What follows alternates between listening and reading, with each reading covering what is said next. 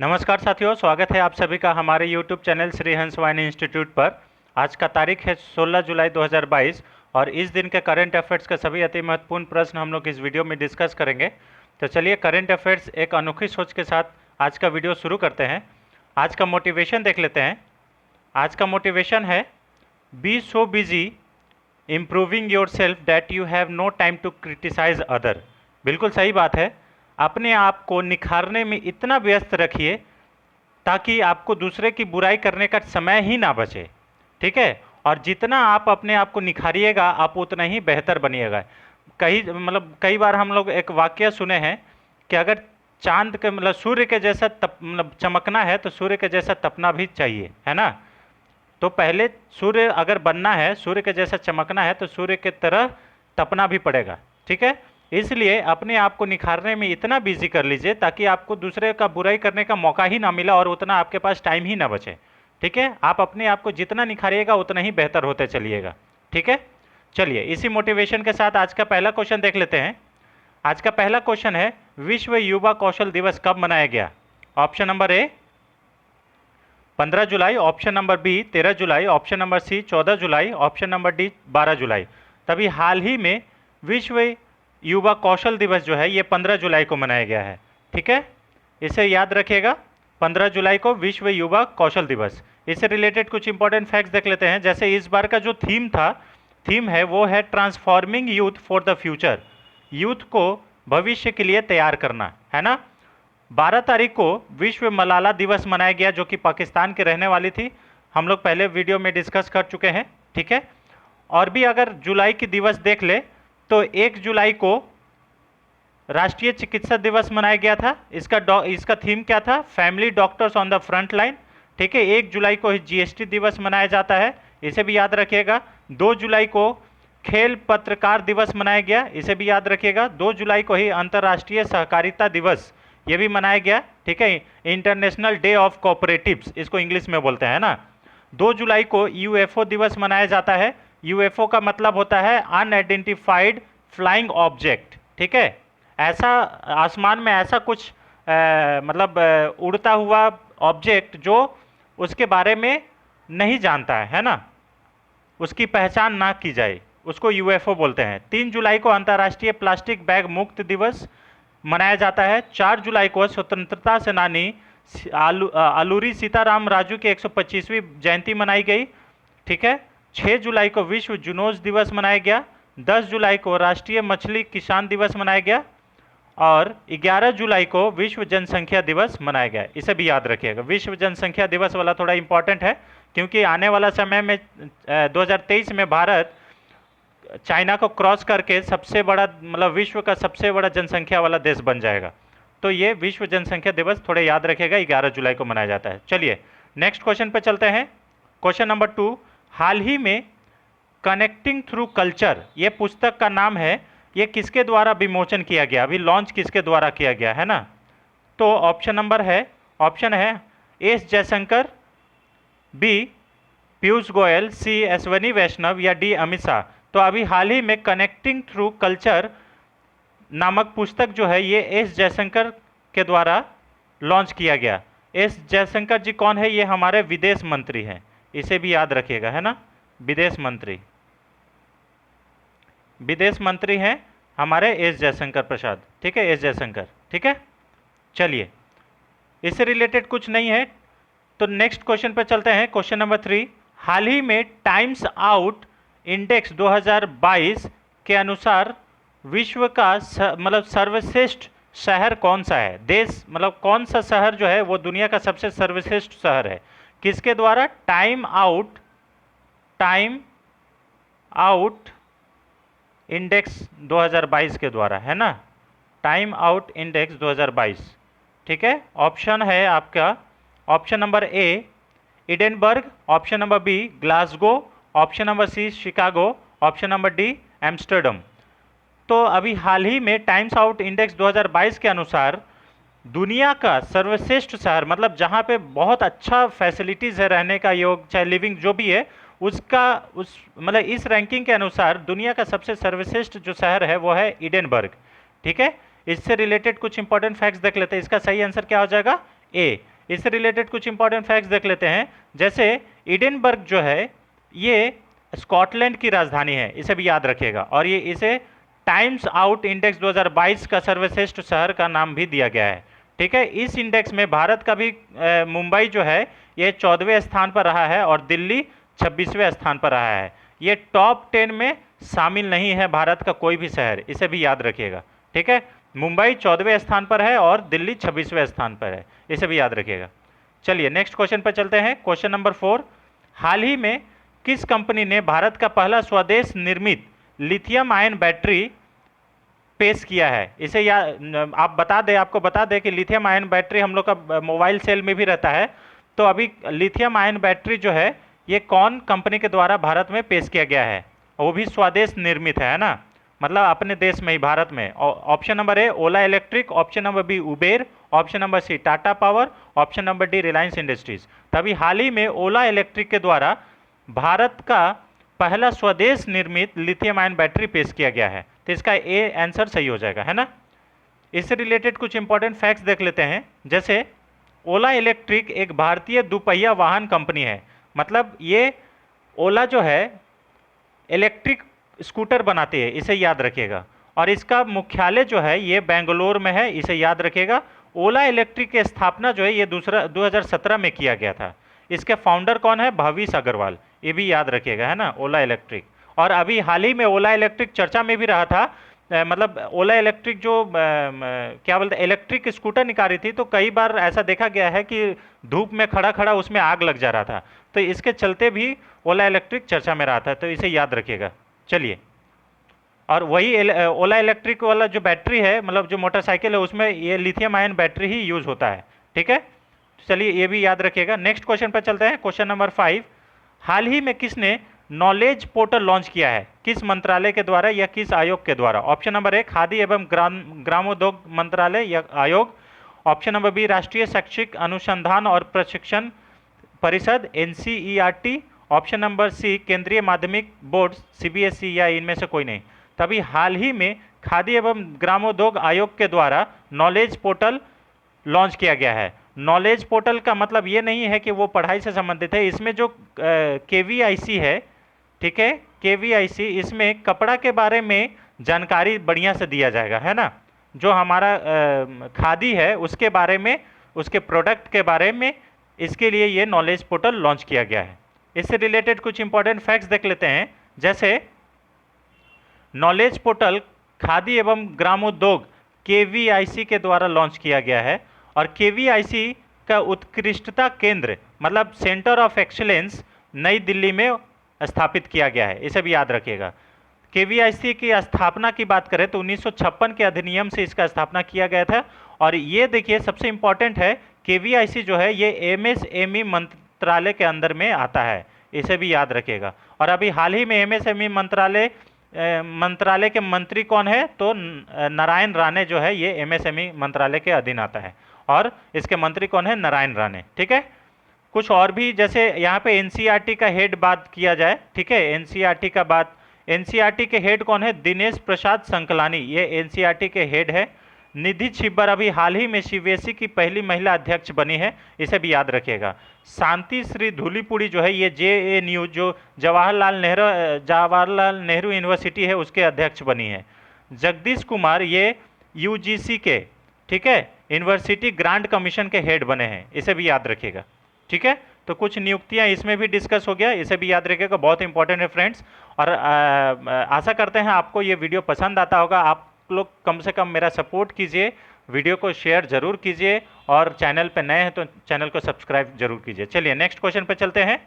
Question number 6, हाल ही में the McMahon Line a century of discord पुस्तक के लेखक कौन है? बहुत इंपॉर्टेंट है ना, बहुत इंपॉर्टेंट है। The McMahon Line a century of discord, ठीक है, इसके लेखक कौन है? Option number A JJ Singh, option number B Ramesh Singh, option number C Sudhir Joshi, या ऑप्शन नंबर डी इनमें से कोई नहीं।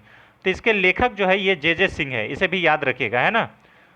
बुक का नाम क्या है? The McMahon Line, the McMahon Line, ठीक है, McMahon Line a century of discord, है ना, अ सेंचुरी ऑफ डिस्कॉर्ड। इसे याद रखेगा, हमारे पास जगह नहीं है फ्रेंड, फिर भी इसे याद रखेगा, century of discord, of discord. ठीक है, ये पुस्तक के लेखक कौन है? जे सिंह है। ठीक है, इससे रिलेटेड कुछ इंपॉर्टेंट फैक्ट्स देख लेते हैं। जैसे जे सिंह जो है ये अरुणाचल के पूर्व राज्यपाल भी रह चुके हैं, तो ये ऐसे भी पुस्तक बहुत इंपॉर्टेंट हो गया है ना। तो ये दूसरा पुस्तक से रिलेटेड क्वेश्चन है फ्रेंड। इसमें और भी कुछ पुस्तक के बारे में डिस्कस करेंगे। जैसे इस पुस्तक का जो विमोचन है ये हिमाचल प्रदेश के राज्यपाल राजेंद्र विश्वनाथ के द्वारा किया गया है। ठीक है, इसे भी याद रखिएगा। हिमाचल प्रदेश के मुख्यमंत्री अभी कौन है? जयराम ठाकुर हैं, इसे भी याद रखिएगा। अब कुछ लाइनों को, रेखा की बात कर लेते हैं। जैसे मैकमोहन लाइन का अभी बात हुआ, तो मैकमोहन लाइन किन दो देशों के बीच है? भारत और चीन के बीच है, चाइना के बीच है ना। रेड क्लिफ लाइन ये किसके बीच में है? भारत और पाकिस्तान के बीच, इसे भी याद रखिएगा। डुरंड रेखा भारत और अफगानिस्तान के बीच है। ठीक है, मतलब जो हमारा बॉर्डर है ना उसको लाइन बोलते हैं, रेखा बोलते हैं। तो हमारा जो जिधर में अफगानिस्तान के साथ हम लोग बॉर्डर शेयर करते हैं उसको डुरंड रेखा के नाम से जानते हैं। जो हमारा पाकिस्तान के साथ बॉर्डर शेयर होता है उसको हम लोग रेड क्लिफ रेखा के नाम से जानते हैं। ठीक है, और जो चाइना के साथ बॉर्डर हम लोग शेयर करते हैं वो मैकमोहन रेखा के लाइन से नाम से जाना जाता है। ठीक है, अब और एक पुस्तक है द इंडिया स्टोरी, पुस्तक के लेखक कौन है? तो यह है बिमल जलान, इसे भी याद रखिएगा। ठीक है, the boy who wrote the constitution. ठीक है, the boy who wrote a constitution पुस्तक के लेखक कौन है? राजेश तलवार, इसे भी याद रखिएगा। Boy who wrote the constitution, इसके लेखक कौन है? राजेश तलवार। और कौन लिखा था? Doctor B.R. अंबेडकर, इसे भी याद रखिएगा। ठीक है, B.R. अंबेडकर। ठीक है, अंतर्राष्ट्रीय बुकर पुरस्कार किस पुस्तक को मिला गया है? तो टॉम ऑफ सैंड को मिला है, इसे भी याद रखेगा। और इसके लेखक कौन है? गीतांजलि श्री।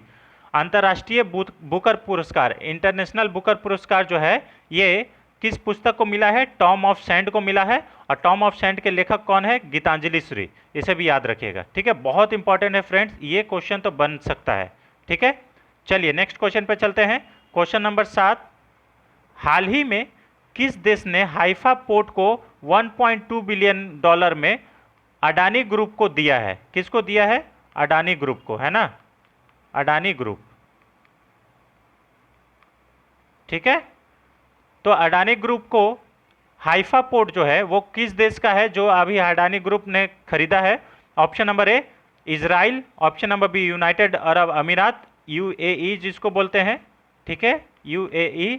ठीक है, option number C New Zealand, option number D Denmark. तो अभी हाल ही में इजराइल का इजराइल जो देश है उन्होंने अपना हाइफा पोर्ट को 1.2 मिलियन डॉलर में अडानी ग्रुप को बेचा है। ठीक है, तो इससे रिलेटेड कुछ इंपॉर्टेंट फैक्ट्स देख लेते हैं। अभी इसका जानकारी कौन दिया है? तो गौतम अडानी ने खुद ट्वीट करके जानकारी दिया है। ठीक है, इजराइल ने अपने नौसेना जो वायु रक्षा प्रणाली है, ठीक है, उसका जो सफल परीक्षण किया है उसका नाम है सीडोम। ठीक है, सीडोम का सफल परीक्षण किया है इजराइल का। इजराइल के नए राष्ट्रपति इशाक हर्जोग है, इसे भी याद रखिएगा। और नए प्रधानमंत्री अभी बने हैं यायार लैपिड। ठीक है, इन्हें भी याद रखिएगा। ठीक है, और ये नेफ्टाली बेनेट की जगह पे बने हैं। ठीक है, इजराइल की राजधानी क्या है? जेरूसलम है। और इजराइल की संसद का नाम नेसेट है, ये बहुत बार पूछ लिया जाता है, इजराइल की संसद का नाम क्या है? तो नेसेट है। ठीक है, चलिए नेक्स्ट क्वेश्चन पे चलते हैं। क्वेश्चन नंबर 8, हाल ही में जारी इंडिया रैंकिंग 2022 में कौन सा संस्थान शीर्ष स्थान पर रहा है? बहुत इंपॉर्टेंट है, ये रैंक इंडिया के द्वारा जारी किया गया है। Option number A IIT Madras, option number B IIT Bombay, option number C IIT Kanpur, option number D IIT Delhi. तो कौन सा संस्थान जो है ये इंडियन रैंकिंग 2022 में शीर्ष स्थान पर आया? तो इसका सही आंसर हो जाएगा IIT मद्रास। IIT मद्रास जो है ये नंबर 1 पोजीशन पर रहा है इंडिया रैंकिंग 2022 में, है ना, मद्रास। इससे रिलेटेड कुछ इंपॉर्टेंट फैक्ट्स देख लेते हैं। जैसे इस रैंकिंग में IIT मद्रास तो टॉप पे रहा है, नंबर 2 पे जो रहा है वो IISc बेंगलोर है, IISc Indian institute of science. Indian institute of science जो है ये बेंगलोर रहा है, इसमें सेकंड पोजीशन पे। ठीक है, चलिए नेक्स्ट क्वेश्चन पे चलते हैं। क्वेश्चन नंबर 9, हाल ही में पूरे भारत में एकीकृत खाद्य पार्क मतलब मेगा फूड पार्क जो है ये विकसित करने के लिए कौन सा देश 2 अरब डॉलर निवेश करने को मंजूरी दिया है? तो मेगा फूड पार्क जो है ये भारत में विकसित करेगा, और ये कौन करेगा? आपको मालूम होगा कि अभी हाल ही में I2U2 का जो मीटिंग है वो संपन्न हुआ है। तो इसमें 4 देश शामिल है, अभी हम लोग उस बारे में डिस्कस करेंगे। तो अभी हाल ही में यूनाइटेड अरब अमीरात मतलब UAE जो है ये इसमें बताया है कि हम लोग देश मतलब भारत में 2 मिलियन अरब डॉलर का निवेश करेंगे और मेगा फूड पार्क खोलेंगे। ठीक है, मेगा फूड पार्क होता क्या है? जैसे मान लीजिए आप कुछ खेत में टमाटर उगा रहे हैं, चाहे कुछ भी उगा रहे हैं, तो उससे जो बनने वाला सॉस है या चटनी है, कुछ ही किसी भी प्रकार का, तो जो आपको तो दुकान में डायरेक्टली चटनी मिल जाता है, तो लेकिन वो कहीं ना कहीं तो बन के आ रहा है, पैकेजिंग हो के आ रहा है। तो वो जो पैकेजिंग इंडस्ट्रीज होता है उसी को मेगा फूड पार्क बोला जाता है। एक जगह पे सारा चीज़ हो जाना, ठीक है, प्रोसेसिंग हो जाना। ठीक है, तो इसमें कौन भारत में निवेश करेगा? यूनाइटेड अरब अमीरात। ठीक है, इससे रिलेटेड कुछ इंपॉर्टेंट फैक्ट्स देख लेते हैं। जैसे I2U2 में कितने देश शामिल है? तो इसमें 4 देश शामिल है। कितने देश शामिल है? 4 देश। 2 का मतलब है इंडिया और इजराइल, और उसके बाद 2 का मतलब है UAE और USA, इसे भी याद रखिएगा। ठीक है, तो एक हो गया I फॉर इंडिया और एक हो गया I फॉर इजराइल।